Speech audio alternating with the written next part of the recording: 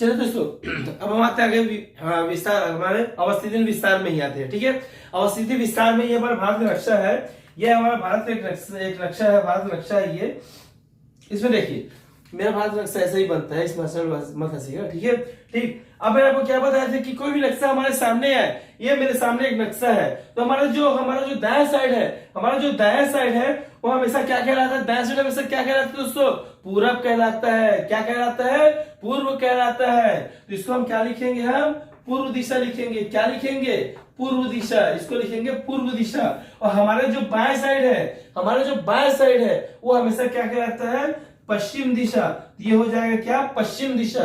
और हमारे जो ऊपर में है वह उत्तर दिशा, वह उत्तर दिशा। ठीक है, और हमारे जो नीचे साइड है वह है क्या? हमारा दक्षिण दिशा। ठीक है दोस्तों, दक्षिण दिशा। इतना समझ में आ गया? ठीक है, अब देखिए भारत जो हमारा देश है, हमारा देश देखिए, ये जो देश पश्चिम से पूर्व की ओर जा रही है, तो ये पूरे देश को कवर कर रही है ना भाई, पूरे देश को कवर कर रही है। और ये क्या है? दक्षिण से उत्तर की ओर जा रही है, केवल अक्ष एक लाइन बना रही है। क्या बना रही है?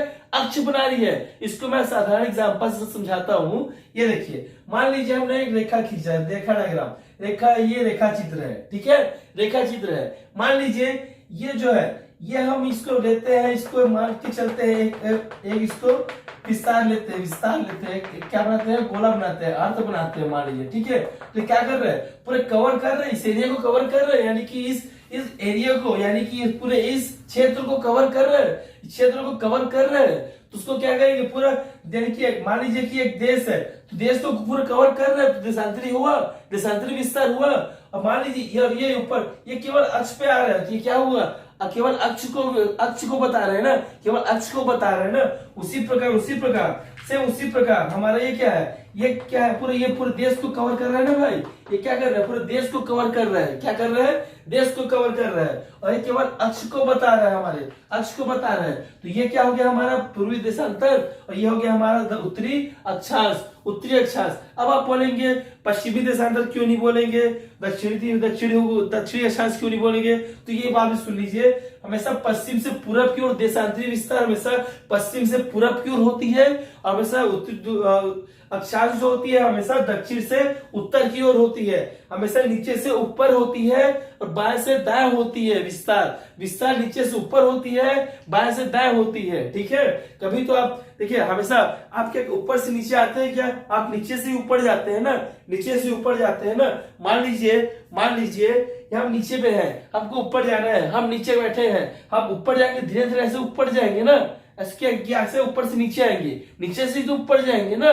ठीक है, उसी प्रकार हम क्या है? हम पीछे से ही तो ऐसे आगे जाएंगे ना, कि आगे से ऐसे पीछे जाएंगे हम। आगे से ऐसे पीछे जाएंगे क्या? हम पीछे से ही तो आगे जाएंगे ना। ठीक है, इतना समझ में आया? तो पश्चिमी से पूर्वी तरफ क्या हो गया? देशांतरी विस्तार हो गया। और दक्षिण से उत्तर क्या हो गया? हमारा अक्षांश हो गया। क्या अक्षांश? उत्तरी अक्षांश। और ये पूर्वी देशांतर।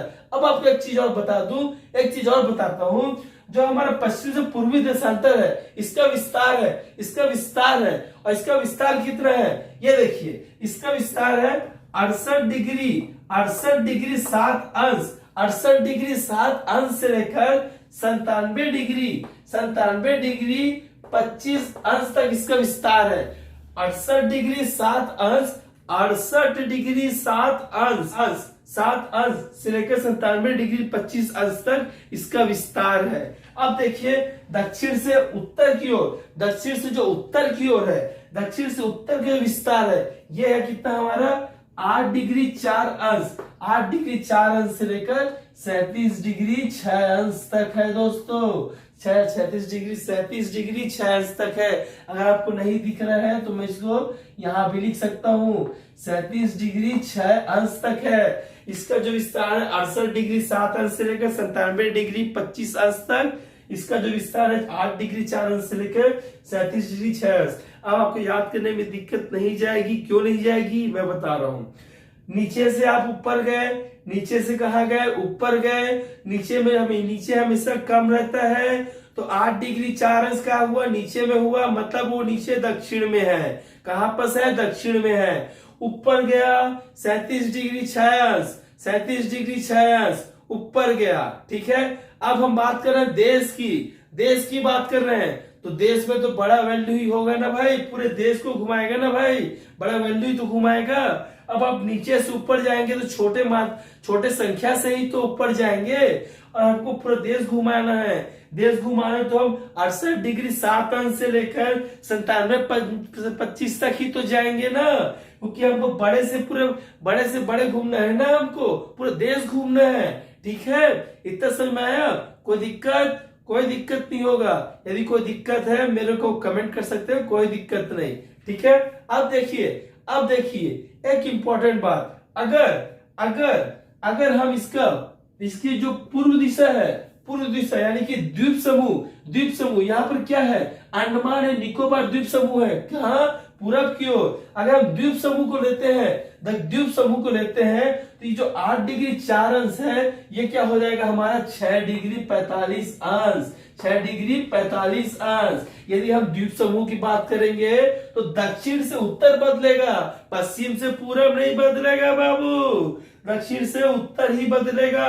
तो ये जो 6 डिग्री 45 अंश हो जाएगा। यदि द्वीप समूह की बात करेंगे, मान लीजिए यदि हमारे क्वेश्चन पे आपको ये पूछा गया कि हमारा दक्षिण से उत्तर का विस्तार कितना है, आप क्या लिखेंगे बाबू?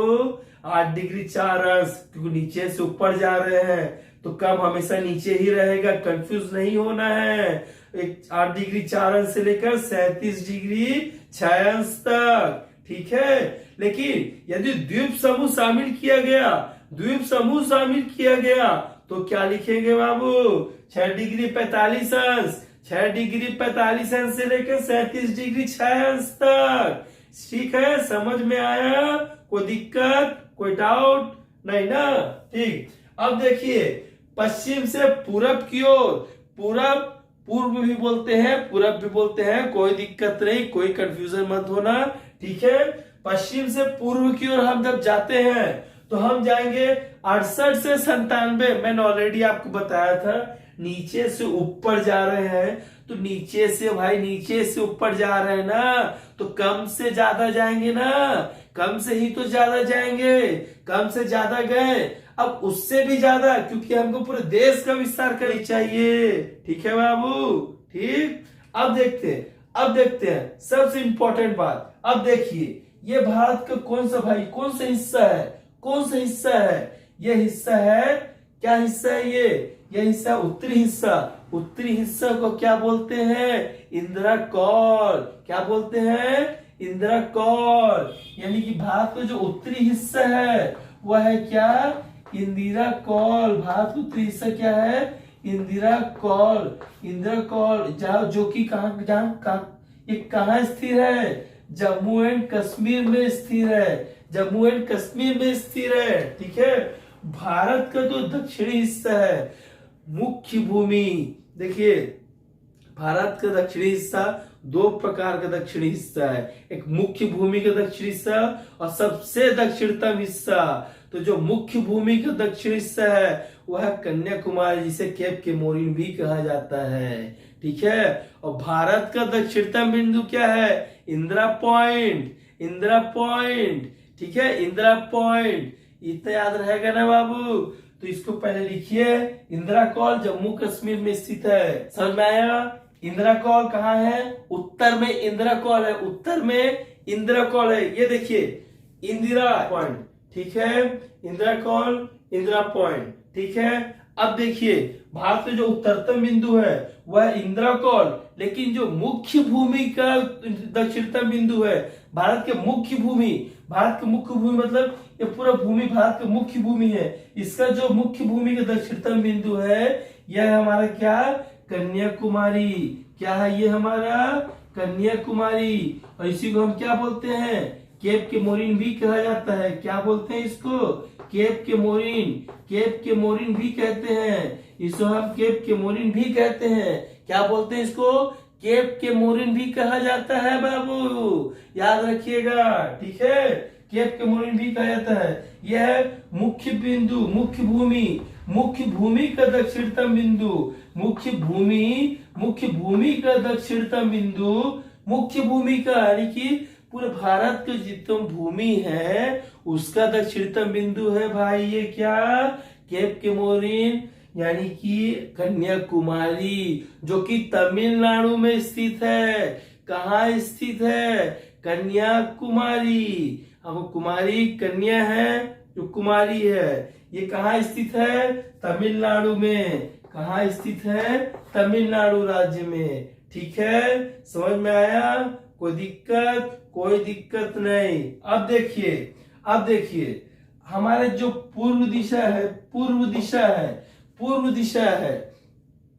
दिशा में अंडमान एंड निकोबार द्वीप समूह है। ठीक है, तो इसमें देखिए भारत का सबसे दक्षिणतम बिंदु, यानी कि मुख्य भूमि नहीं, सबसे दक्षिणतम बिंदु ये क्या है, इंदिरा पॉइंट। क्या है, इंदिरा पॉइंट। और ये इंदिरा पॉइंट कहाँ पर से आपका, यह आपका इंदिरा पॉइंट है यहाँ पर, जहां पर हमारा है अंडमान एंड निकोबार द्वीप समूह। ये हमारा इंदिरा पॉइंट है, यहाँ पर इंदिरा पॉइंट है। ठीक है, इसमें कोई डाउट, कोई दिक्कत नहीं।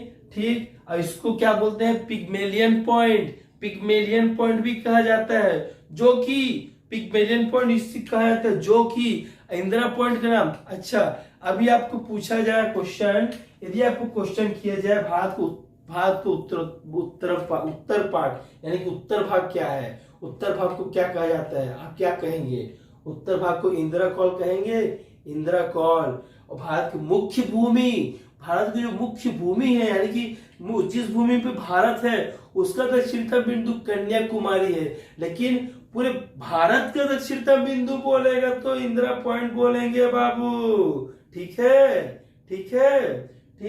अब देखिए, ये इसको कन्याकुमारी या केप कोमोरिन भी कहा जाता है। इसे पिग्मेलियन पॉइंट, भारत का सबसे दक्षिणतम बिंदु है वह इंदिरा पॉइंट, उसको बोलते हैं पिग्मेलियन पॉइंट। और ये चीज और बता दूं, सबसे बड़ी बात, सबसे इंपॉर्टेंट बात, 2004 में जो सुनामी की लहरें आई थी उसमें ये जो इंदिरा पॉइंट है, जो पिग्मेलियन पॉइंट भी कहा जाता है, ये जलमग्न हो गई। जलमग्न मतलब समझे, उसमें डूब गई। उसके बाद उसको कभी नहीं देखा गया। ठीक है बाबू, इसको पिग्मेलियन पॉइंट भी कहते हैं, पिग्मेलियन पॉइंट भी कहा जाता है। ठीक है, कुछ इसमें समझ में आ गया दोस्तों, कोई दिक्कत नहीं। ठीक है, तो ठीक है दोस्तों, आज के लिए केवल इतना। अब पढ़ेंगे हम अक्षांशीय और देशांतरी विस्तार के बारे में। अच्छा हाँ, जाते जाते मैं आपको एक चीज और बता देता हूँ। देखिए, भारत का जो पूर्वी हिस्सा में अरुणाचल प्रदेश है। तो क्यों प्रसिद्ध है अरुणाचल प्रदेश में? सबसे ज्यादा प्रसिद्ध क्या है, किबिथु। क्या प्रसिद्ध है, किबिथु। इसका जो किबिथु यानी कि जो पूर्वोत्तर पार्ट है, पूर्वांचल पार्ट है किबिथु, और जो पश्चिमी पार्ट है गुजरात में गौर माता या गुहार मोती ये कहा जाता है। ठीक है, और किस लिए प्रसिद्ध है? देखिए, जब सूर्य निकलता है, ये मैं आपको बताऊंगा अक्षांशीय देशांतरी विस्तार की दृष्टि से बताऊंगा। जब सूर्य निकलता है तो जो किबिथु अरुणाचल प्रदेश में, जब अरुणाचल प्रदेश में सूर्य निकलता है तो ये जो इसकी अपेक्षा जब किबिथु के पास जब सूर्य निकलेगा उसके 2 घंटे बाद ही हमारे गुजरात के कच्छ में, यानी गुहार मोती